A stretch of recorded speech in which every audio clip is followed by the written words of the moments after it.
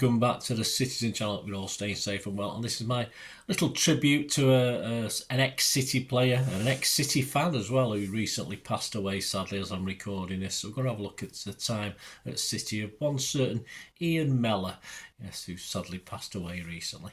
Ian was born in 1950 in Sale, yes, so not far from where I am at the moment. I'm living in Altrincham currently.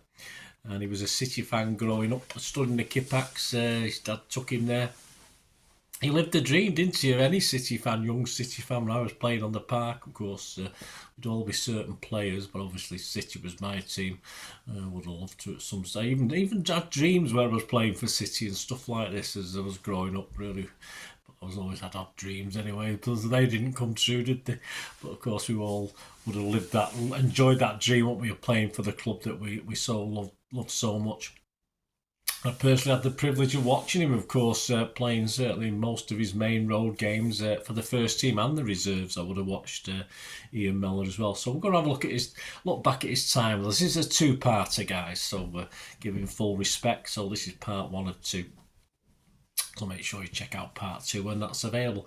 Please, if you are new to the channel, please push that subscribe button, push the bell notifications, everything City past, present and forever, of course. And as long as I myself can keep going, it's simple as that. And if you do check the channel, there's some stuff on another passion of mine as well, film and TV. So if that's of any interest, have a look at that. Or if you know somebody who might be interested, give them a kick in my direction. I'll be very, very grateful. But this is a little tribute today. So we'll get back to Ian Mellor. Took to his first main road game by his dad in the 58-59 season, so obviously saw some cracking players in that squad. He signed for City first as an amateur in November 1967, as was one of only a few players to make the first division as a result of a pre-season trial. Yeah, it wasn't his first time, however, City had let him go previously. And he spent time at Bury and Blackpool as an amateur. Harry Godwin had asked Ian to keep in touch after he'd failed to get a place initially, and Ian would later send little newspaper clippings of his performances in, I think he was playing on a Sunday League team, or a decent Sunday League team. And of course he'd send these to Harry Godwin, and he got a second chance. And he obviously, it worked for him. He worked as a warehouse man, a storeman, and then a postman. Yeah, postie. So he'll comment on that in a bit in one of his interviews before signing back on for City. An injury halted his progression initially. He had to have a cartilage operation in Withington Hospital. Yes, I visited there a few times when I was a kid. Before restarting his career, he was one of only 4 amateurs on a tour to Germany in 1968, despite being unable to play, which showed how much regard he was held in, as he was still recovering from injury. He signed as a professional on the 16th of December 1969. In an interview with Gary James, this is his biggest moment, although he did mention in a later interview with Marc McCarthy that, of course, he had 2 big moments, but this was one of them. He said, I suppose my biggest moment came when I actually signed professional forms. Johnny Hart took me into a little room hidden away under the main stand at Main Road, and I signed the forms. All the time I was thinking, where's the press? Where's Granada? Instead of the hype you always imagine surrounds these things, there was Johnny and I in a damp, cold corner of the ground. It was always damp in that main stand. Johnny, though, said something which has stuck with me ever since. He said, I wish you all that you wish yourself. Which is a great comment, because in football and in life, for that matter, you have aims and dreams. You need to want to be a player to be a player. I think something like Stan Bowles, I think, was sort of mentioned that. I did read a recent thing on Stan, unfortunately, as well. Of course, that was one of, it sort of took him a bit longer, Stan Bowles, to realise that. But of course, Ian Mellor knew it from early doors. His nickname that sort of stuck with him all his life, also away from football, not just with football. And if you ever watched Ian Mellor, you would know why. It was simply Spider, and this was given to him by the City keeper, Ken Mulhern, something to do with watching Spider-Man on the telly on a Saturday morning as well. I think I used to watch that as well. And as we say up north, he was a lanky streak of piss, and I mean that in a nice way, that's for sure. He also spent time at Altrincham on loan as well, so that's up the road from me as well. In March 71, there was an injury crisis at Main Road, and Spider was given his debut wearing number 11 against Coventry City on the 20th of March. Journalist Jerry Harrison chatted to him for the matchday programme at the Times. He said, Malcolm told me I would be playing on Wednesday, and from then on the rest of the week was agony. The tension and worry of it all made me a nervous wreck almost. I had a dreadful first half. On Tales of a Blue, I think this was last year as I'm recording this with Marc McCarthy. He said Malcolm had warned him midway through the first half that if he didn't get his arse into gear, he'd be off at half time, or words to that effect. Back to that Jerry Harrison interview at the time. At half-time, I got a few words of encouragement, I don't know where they came from, and was told to relax, but I still thought I'd be pulled off. Things went better in the second half after I got a couple of early breaks, but it wasn't a particularly happy experience.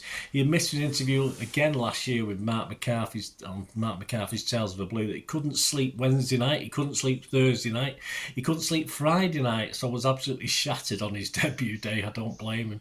In an article entitled Debut Days, the City Matchday programme on the 2nd of October 1982, City against Coventry, they did a piece on Mellor's City debut. So I'll read you out from that, simply called Debut Days. There wasn't a great deal of complimentary remarks flying about after spider-legged Ian Mellor had been plunged into an injury-ravaged City team for his debut against Coventry at Main Road on March the 22nd, 1971. The one-time postman, then 21 years of age, in his early days a reject by the Blues, that was one of 5 youngsters plunged into the league lineup due to a critical injury situation. And he wasn't the only one who felt nervous about his big day. It was also a home debut for goalkeeper Ronnie Healy, who had at least had the confidence booster of keeping a clean sheet in the 0-0 match at Derby County the previous week, in the match that launched his career. Although only 22,120, I think I was in it, I was in that crowd, turned up. Was it my dad with me? Might have been on my own on that one. With my mates. Turned up for Coventry match. It was still a rare test of nerve for the young men, filling important gaps due to the absence of injured right-back Tony Buck, wing-half Alan Oakes, flying winger Mike Summerby, as well as other regulars like Glyn Pardo and George Heslop. Mellor was not short of backing. City boss Joe Mercer claimed he looks a very exciting player. As a late developer, he's a bit of a Tony Buck. That's good stuff.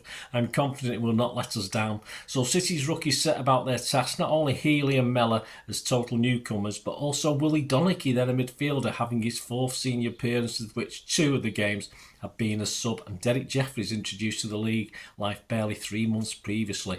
Coventry was soon chasing a league double. England under-23 striker John O'Rourke headed a 31st minute goal, and the Blues and fledglings were struggling to cope as the visitors showed determined to repeat the win they'd achieved back on November the 7th, 2-1 at Highfield Road.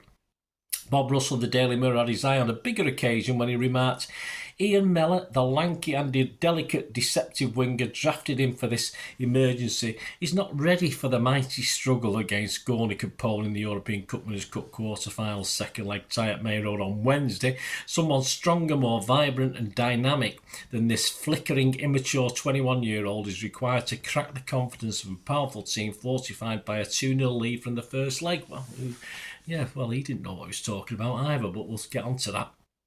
But while those views were sure to leave their scars on the lad, Peter Slingsby in the News of the World seemed less hurtful in reaching the same conclusion. Ex-postman Mellor did not deliver the answer to City's striking problems, he wrote. Well, there was some comfort from Peter Gardner in the Manchester Evening News. Ian Mellor looked out of his depth in the first half and then suddenly found confidence in his own ability and finished up by giving £100,000 fullback Will Smith a second half chasing. If words could cheer, these views must have sounded like a roar of approval for young Mellor. 18-year-old Healy came out of the home baptism unscathed. Ron Healy could do nothing about O'Rourke's header in the 31st minute, but he went on to match this magnificent glazier as City lifted at last by Colin Bell in his roving role found a little of the form that has deserted them recently. At least City saved the match 6 minutes from time. A dubious penalty decision provided the opportunity for Francis Lee to crash in his first penalty kick, but his 12th league goal of the season. Yeah, of course, so we played that Coventry game, which ended in a draw. There we go.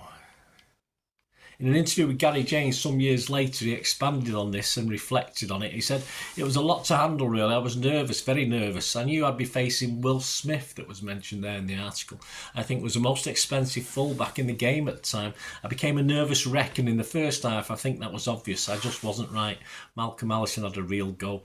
The lineup for this debut, that's interesting, was Healy, Connor, Towers, Doyle, Booth, Donachie, Jeffries, Belt, Lee, Young and Mellor. So a bit of a mixed bag there for people in the early 70s, if you know your City teams. To most journalists' surprise, Ian played in the second leg of the European Cup Winners' Cup and managed to score in a 2-0 win just 4 days later. On an awful, almost unplayable pitch. There's some YouTube footage of this guy, so seek it out. I'll try and remember to put a link up. Our left winger scored a header from an inside right position, a lofted Donachie cross into the box to make it 1-0 on the night. Yeah, I think he said to Marc McCarthy he didn't know what he was doing in that inside right position. He was sort of roving all over the pitch, probably trying to find a dry bit, which was virtually impossible. An eventual 2-0 win made it 2-2 on aggregate, and City won the replay in Copenhagen. He also had a hand in City's second, his cross into the box failing to be cleared, and Doyle had rammed home.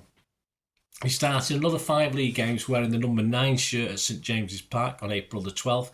He came on as a sub in a match-up at Main Road with Liverpool on the 26th of April, and he even scored his first goal against United in the derby match on the last day of the season, another headed goal. Yeah, again with Marc McCarthy commented this was when Matt Busby had a This Is Your Life presentation. It all seemed a bit of a weird game. It wasn't like the passion of a normal Manchester derby. As a City fan, of course, the derby meant an awful lot, and scoring your first league goal in a derby is something special, especially for a local lad. Sadly, United won it 4-3. He wore the number 7, the number 8, the number 9, the number 11, and of course the number 12 shirts in the games he played. Reflecting on his late season appearances, he commented, "I played 7 games, 1 as a sub and 1 when I was substituted. It was a great experience, but I knew that injuries to established players had given me that chance. It wasn't a question of merit." So there you go. His stats, league appearances 5 with 1 sub appearance and 1 goal. In the Cup Winners' Cup, 1 appearance and 1 goal. He appeared 21 times for the reserves that season, scoring 4 goals. So there you go. Join me, please, in part 2 as Ian Mellor's surprised. He becomes an almost ever present in the first team for the first half of the 71-72 season. So please tune in for that as we can carry on our look at Ian Mellor. Rest in peace. Rest in peace, Blue. But join me for that part 2, guys. Some more great stuff as well. Thanks for watching, guys. Until we meet again. Last one thing, don't please stay safe, everyone. Bye for now.